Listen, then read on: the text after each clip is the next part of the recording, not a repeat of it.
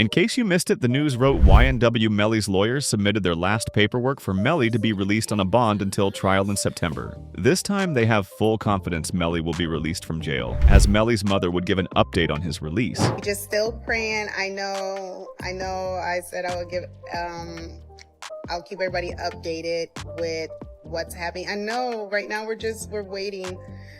So basically the judge is going to do, I guess, a written order. So we're just waiting, and that order can come any minute, or it could come tomorrow. I don't know. So we're just waiting. We're just waiting. So everybody just keep praying, keep having faith.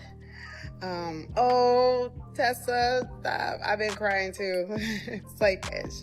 It's been a long time coming, you know. As Melly's lawyers submitted his new bond release package, the question now is whether it's strong enough to earn his release. In the documents, Melly's legal team proposed a bond, though they didn't specify the amount, which would be covered by his record label, 300 Entertainment. If the court grants the bond, they promise the judge that Melly would remain under house arrest, wear an ankle monitor, and be supervised by round-the-clock private security to ensure compliance. The proposal was so compelling that even a fellow rapper reacted by saying, "That boy Melly's coming home, I feel it." But what really stands out is the physical evidence included in the package, which could tip the scales in Melly's favor. One major piece is an interview with Melly's mother, where she detailed the inhumane conditions he's facing in jail treatment that could be considered illegal. You saw Melly's statement just saying how he's been hurt, how he's scared for his life. As a mother, how did that make you feel? It's heartbreaking. It made me feel completely helpless. Broward Sheriff's Office definitely needs to be investigated. I mean, they are making up their own rules. We tried to go to court about this situation. The judge really doesn't have any jurisdiction when it comes to the jail, because we actually had a hearing about the mistreatment of him, and the jail they make their own rules. And I don't think that's fair, because I know that they need to answer to someone too. They then presented evidence from the original trial that the new judge hadn't previously seen. This included proof that contradicts the federal claim that Melly committed the crime inside the Jeep. GPS data shows that YNW Melly was actually seen sprinting down the street and hiding in a bush. His exact location was tracked by AT&T through the cell phone that was in his jeans pocket at the time. That would be the part where he's saying that someone just shut the car up and was trying to shoot them. So I asked him if he was okay, where he was, and he's like, "There's a car coming behind him, like hiding."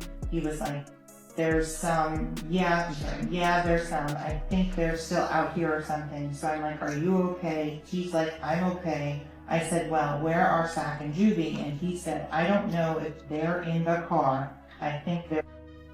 To support the claim that it was actually a drive-by shooting, the original trial revealed that no firearm was ever recovered at the scene. This strongly suggests that the incident could have been a drive-by, with the shooter fleeing the scene and taking the weapon with... So the first thing is I didn't have a firearm, so I can't know which firearm I'm going to use in order to replicate any of my tests. So I can't make tests for this determination because I don't know what firearm was used. Okay. With the bond release package looking so strong, prosecutors became worried it might actually be approved. That's when they made a concerning move. According to reports, a no communication order was filed in the YNW Melly trial. This order strictly prohibits any contact between Melly and Bortland, no conversations, no shared legal counsel, just complete silence. Prosecutors appear to be using this tactic to pressure Bortland into cooperating by planning to try both him and Melly together in the upcoming trial. That means they'll be sitting side by side in court as evidence is presented allegedly linking them both to the crime. Here, and you can try them together. It is to the benefit of the state to try them together. It's just more efficient. You don't have to do things again and again. Do it all at once, and also you get a better chance of having them incriminate each other during the trial. It benefits the defense to sever it. That way they can point the finger at each other and get away with it. So this is what's going on. But I don't think it should be automatically severed because the state is seeking the penalty for Melly, because it's only the penalty phase of the trial that would be different, not the guilt phase. Guilt phase, it's the same. They're both capital crimes. You're seeking the penalty on one, not the other, but that goes into the second part of the trial, the penalty phase, only if Melly is found. This was the critical mistake prosecutors made during the first trial, not having both defendants sit side by side. If Bortland knows he didn't commit the crime, it becomes incredibly difficult for him to sit there in court and silently accept a life sentence. That pressure could push him to turn on Melly, and that's exactly what the prosecutors are counting on. Their strategy appears deliberate, especially considering that in the original trial, YNW Melly's lawyers were attempting to shift the blame onto Bortland. For his lives. Cortland Henry shows up at Memorial Hospital, Miramar. You don't see him sitting there, but where you will see him sitting is in the driver's seat of a car with two bodies, car riddled with. And when he shows up with a change of clothing, change of shirt, powder residue on his hands, evidencing that he has discharged a firearm. And he lies. He lies about where the incident occurred. He lies about how it occurred. And he lies about not having a phone. I think it was Miss Bradley herself who said, everybody has a phone in his pocket, not Cortland Henry. During the trial, Melly's own lawyer argued that it was Bortland who had been lying to federal investigators and not Melly. The defense pointed out that Bortland was the one who had gunpowder residue on his hands. To strengthen their case, they even brought in a forensic scientist who had examined the victims and was able to provide detailed testimony confirming the presence of residue on Bortland. So the right hand of Cortland Henry contained 0 particles characteristic of heart residue and two component particles, and the left hand contained 1 particle characteristic of heart residue and 1 2-component particle. Okay. And can you explain to us what that means?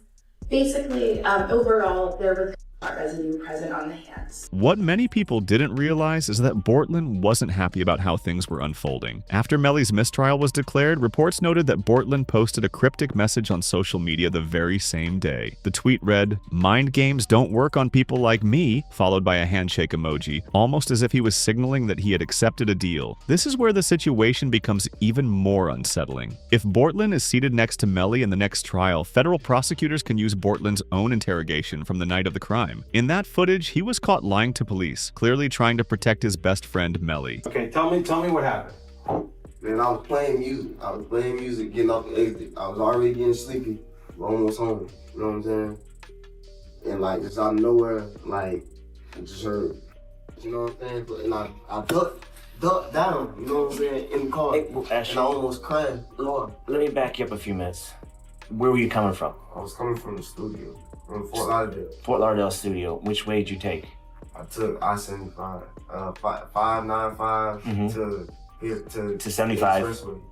Then you took 75. It quickly became clear to the officers that Bortland's story wasn't adding up. This was all happening on the very night of the crime, and Bortland was sitting there trying to act confident, attempting to make his version of events sound believable so that neither he nor Melly would get caught in a lie. But the act didn't hold up for long. Bortland was eventually caught in that lie. Here's the hard part where we're having a hard time to understand, is that we shut down that entire area, and we had officers shoulder to shoulder walk it out. They didn't find as much as 1 shell casing.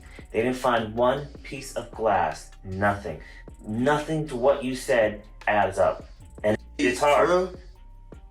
Bro, I'm telling you, bro, that's the class. I mean, for whatever reason, your 2 friends, are these your good friends? Yeah, that's what I'm saying. These my like, these your 2, I'm assuming close friends. Yeah, we got. And you're doing them an inservice by not telling us the truth. I'm telling you the truth, sir. I don't like. How? What do you want? How do you make shell casings disappear?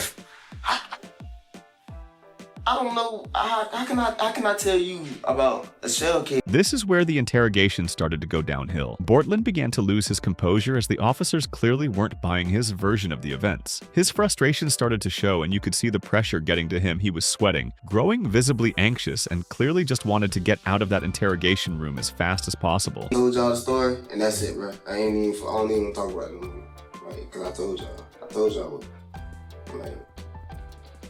I don't know. Okay, just so you know, all right, because you're saying, well, I don't want to talk anymore. There's going to be a lot more questions. And we're not trying to piss you off. is I the thing is we don't know your friends. Yeah. So the reason we have to ask all these questions, because the more we know about your friends, your lifestyle, your friend's lifestyle, your friends, his friends, and the circumstances surrounding today, the more, the easier it's going to be for us to try and solve this. At this stage of an interrogation, it's common for a suspect to shut down, refusing to talk, and showing no interest in continuing the conversation. When that happens, it becomes the officer's job to reset the tone and rebuild some level of trust in order to keep the suspect talking. The goal is to ask questions in a way that might cause the suspect to either slip up and change parts of their original story or accidentally reveal too much. So the officer would steer the conversation towards specific details, asking about what happened in the moment during the alleged drive-by. How was he driving? Did he crash into anything? Did he drop any items? These questions are meant to catch the suspect off guard and test the consistency of his story. And I'm driving, ducking for my life, trying to make sure I don't get hit. And you telling me, you telling me about some shit. I don't know. You know what I'm saying? I'm trying to make sure I don't get hit. I'm driving. I'm trying to make sure I don't get hit. You know what I'm saying? What I'm gonna be worried about? You know what I'm saying? I know it's not for you to worry about. Shit crazy, bro. But if you tell me it happened there's got to be some evidence there. There's going to be broken glass, just like there's broken glass over here from when you guys open the doors and stuff like that. Okay, there's going to be broken glass over there when the windows got out. There's going to be casings from the people at your car. Okay, there's going to be evidence over there. Okay, right now, there's nothing. I kind of think I know what happened because I got information. With the clock ticking and their allowed interrogation time running out, the officer decided to get straight to the point. Looking Bortlen in the eye, he asked directly, "If you knew who did this, would you tell me?" By just telling me the truth, even if it's something that I don't want to hear, but I respect the truth rather than BS, okay? And it's a simple question. If you knew who did this, okay? You may or may not know. If you knew who did this, would you tell me? It's either a yes or no question. Answer.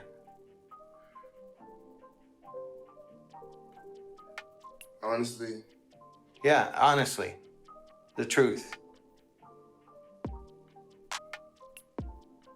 You wouldn't? Because I wouldn't want to be a part of it. I wouldn't want to be. At that critical moment, Bortlen didn't give a clear yes or no answer. In fact, he didn't say anything at all. Instead, he simply shook his head no, and that silence was important. If YNW Melly had committed the crime, Bortlen would almost certainly know, and verbally denying it might have caused his voice to crack or shift in pitch, something that often happens when someone is lying under pressure. That kind of vocal change could have tipped off the officer that Bortlen was hiding something, but the situation only gets more complicated from here. What many people don't know is that the judge struck a deal with Melly's ex-girlfriend, Mariah Hamilton. She had been living outside the United States ever since before Melly's original trial and was supposed to testify against him, but she never showed up. Because of that, she became a wanted fugitive, and authorities had been searching for her for years. Mariah Hamilton is spending her first day at the Broward County Jail. She has no arrest record until now. U.S. Border Patrol agents arrested her at Miami International Airport Monday after she arrived on an international flight. Court records show Hamilton was ordered to testify in Demon's first trial in 2023. The judge offered Mariah a deal. If she agreed to testify against Melly, she would be released from jail. Mariah accepted without hesitation, devastating news for YNW Melly. After her release, she posted on Facebook, writing, "And to my village, thank you. To my village, I love you all so much. God's plan, not mine." What makes this so alarming is that investigators uncovered disturbing evidence in Mariah's iCloud account evidence suggesting that Melly may have pressured or intimidated her into not testifying during the original trial. This kind of action is legally considered witness tampering, a serious crime that carries a potential life sentence on its own, regardless of whether Melly was actually responsible for the deaths of Sack Chaser and Juvie. Filing 6 new charges against Demons and 2 others who were allegedly involved. The charges include tampering with a witness, directing the activities of a criminal, solicitation or conspiracy to commit tampering, and unlawful use of a two-way communication device. Now, a couple of those charges actually carry a life in prison sentence if there's a conviction. The witness tampering case would be handled separately from Melly's ongoing case involving the deaths of Sack Chaser and Juvie. Since the original trial ended in a mistrial, there's still a real possibility that Melly could be found not guilty in their deaths. However, depending on what investigators find in Mariah's iCloud account, he could still be convicted of witness tampering, a charge that alone could carry a life sentence. Things have only gotten more intense behind bars. As a result of the investigation, Melly's access to jail phones has been completely cut off. He hasn't been allowed to make a single call in months. The situation became so serious that Jamie King went public, doing an interview where she called out the county jail for refusing to let him use the phone. My son has not been convicted of anything, and even other inmates that have been convicted or anything, they have the right to use a telephone. They have a right to just to be allowed to write letters to their loved ones, to receive their mail. They hold his mail, they don't give it to him. If the evidence turns out to be true that YNW Melly was using the jail phone to commit witness tampering, that would explain why his phone privileges were cut off completely. The most alarming part is that authorities almost certainly have concrete evidence. They wouldn't revoke his phone access based on just a suspicion. Doing so without proof could lead to a major lawsuit, something the jail would never risk. Yet despite all of this, the judge was still open to the possibility of releasing Melly. In fact, the judge invited him to the courtroom to speak on the specifics directly. PC Gambino account asked him if he was okay, and his response was, "I did that," and placed a smiley face emoji. And the next message from 10/26/2018 at 16:02 from Eastern Standard Time. The YNW Melly account said what? After that, SHHHH. The judge then gave prosecutors one final opportunity to present evidence explaining why Melly should remain behind bars. What they revealed could be devastating. They began with data from Melly's phone showing that just hours after the crime, he sent a text message that appeared to be an admission of guilt.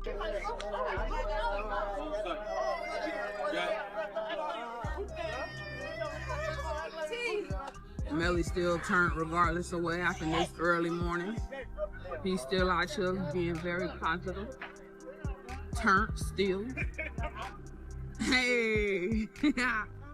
The dog still turned, regardless of what happened. You already know. But that wasn't all. Investigators also found a saved video on Melly's phone, footage from someone's Facebook livestream. In the video taken just 6 hours after the crime, both Melly and Bortlin can be seen reacting to what had happened. Their behavior in the clip has raised serious concerns and is now being used as further evidence against them. In the video, neither Melly nor Bortlin showed even the slightest sign of sadness over the deaths of their two closest friends. Then, new and unexpected evidence surfaced this time from a rogue member of the group. He revealed that Melly's possible motive for the crime was rooted in money. Vaughn really tell you that Melly told him that he was two friends? He ain't come out and say, like, we got into an argument. And so, you know, if you know, when people could say something without saying it.